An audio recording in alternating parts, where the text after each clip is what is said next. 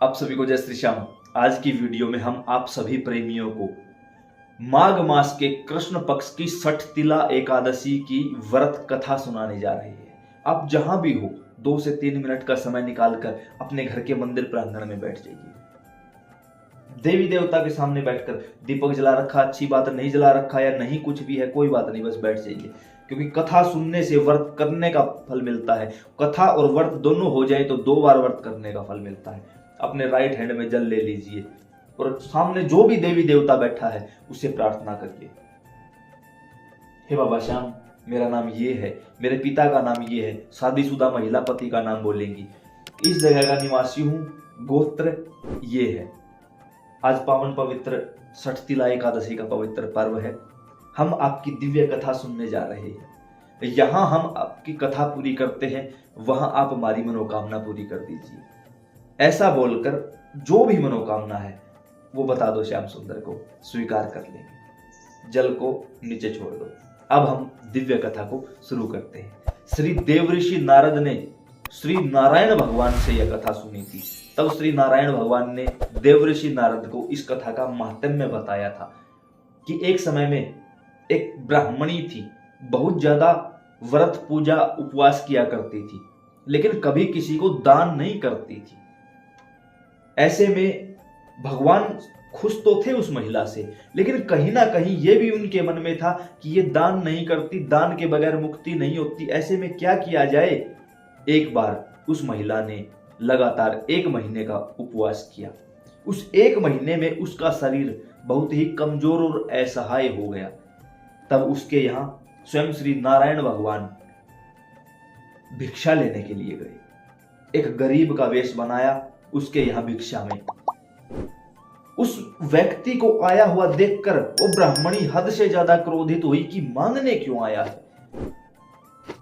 कई बार जो भक्ति होती है वो भक्ति नहीं होती, वो दंभ होता है। अब यहां आपको एक पेज पर लिख कर दे दूं, अग्नि। आपसे पूछूं ये क्या है, आप कहोगे अग्नि। तो क्या वो वास्तव में अग्नि है? वो अग्नि नहीं है, वो सिर्फ लिखी हुई अग्नि है, वास्तविक अग्नि नहीं है। उसी प्रकार एक होती है भक्ति जो वास्तविक भक्ति होती है, और एक होती है सिर्फ दिखाने की भक्ति। तो हमें दिखावे की भक्ति नहीं करनी, हमें वास्तविक भक्ति करनी है। गृहस्थ जीवन में रहते हुए भी ऐसा काम करना है कि श्याम सुंदर रिझ जाएं। और भगवान तो वहां तक आने में संकोच नहीं करते जहां तक हम जैसों की सोच भी नहीं जा सकती। जब भगवान को चिंता हुई कि यार ये कहीं ना कहीं हमारी सेवा तो करती है लेकिन दान नहीं करती, मुक्ति कैसे होगी, स्वयं श्री नारायण भगवान उसके लिए गरीब का वेश बनाकर उसके दरवाजे पर आ जाते हैं, भिक्षा मांगने के लिए कि कैसे ना कैसे इसकी मुक्ति हो जाए। लेकिन प्रारब्ध बड़ी मजबूत चीज होती है। उस महिला ने गुस्से में आके मिट्टी का एक ढेला उठाया और पात्र में डाल दिया, और भगवान उसी से खुश होकर उस ढेले को लेकर चल पड़े। अब कुछ समय पश्चात जब मृत्यु का समय आया तो उसकी मृत्यु के बाद उस ब्राह्मणी को स्वर्ग तो प्राप्त हुआ, उसके अंदर एक महल भी दिखाई दिया उसको। लेकिन जैसे ही उस महल के अंदर गई वहां कुछ भी नहीं था, वो बिल्कुल खाली था।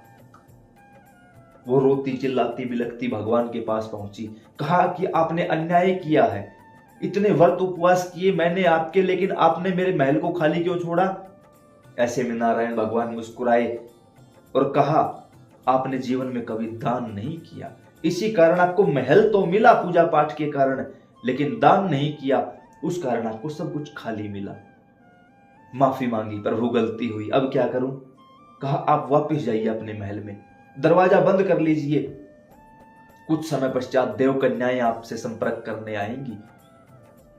दरवाजा खोलने से पहले उनको बोलना कि हमें छठ तिला एकादशी की व्रत कथा सुना दो, उसके बाद ही दरवाजा खोलना। वो महिला चली गई। ऐसा ही हुआ, देव कन्याएं आई, दरवाजा खटखटाया, नहीं खोला। कहा पहले छठ तिला एकादशी के व्रत की व्रत कथा सुनाइए, उसके बाद ही दरवाजा खोलेंगे। देव कन्याओं ने छठ तिला एकादशी का महात्म्य उस बुजुर्ग महिला को सुनाया। वो बड़ी प्रसन्न हुई, दरवाजा खोल दिया। दरवाजा खोलते ही उन देव कन्याओं ने देखा यह महिला अभी भी मनुष्य शरीर में है। तो देव कन्याओं की कृपा हुई और उस महिला का मनुष्य शरीर समाप्त हुआ, एक दिव्य देह धारण कर ली। और जो महल अंदर से खोखला था, खाली था, वो हर प्रकार के धन धान्य से संपन्न हो गया, केवल सठतिला एकादशी की कथा का महात्म्य सुनने मात्र से ही। तो ऐसे में हम यहाँ प्रार्थना करते हैं श्री नारायण भगवान से कि जिस प्रकार उस महिला को श्याम सुंदर की प्राप्ति हुई, अपार धन संपदा की प्राप्ति हुई और अंत में भगवान का धाम मिला, जिन जिन प्रेमियों ने इस दिव्य कथा को सुना है, कहा है, पढ़ा है, श्याम सुंदर उन पर भी कृपा करें। और संतों ने कहा है कि प्रभु जीवन तो जैसे तैसे कट जाएगा, अंत समय सुध ले लेना प्यारे।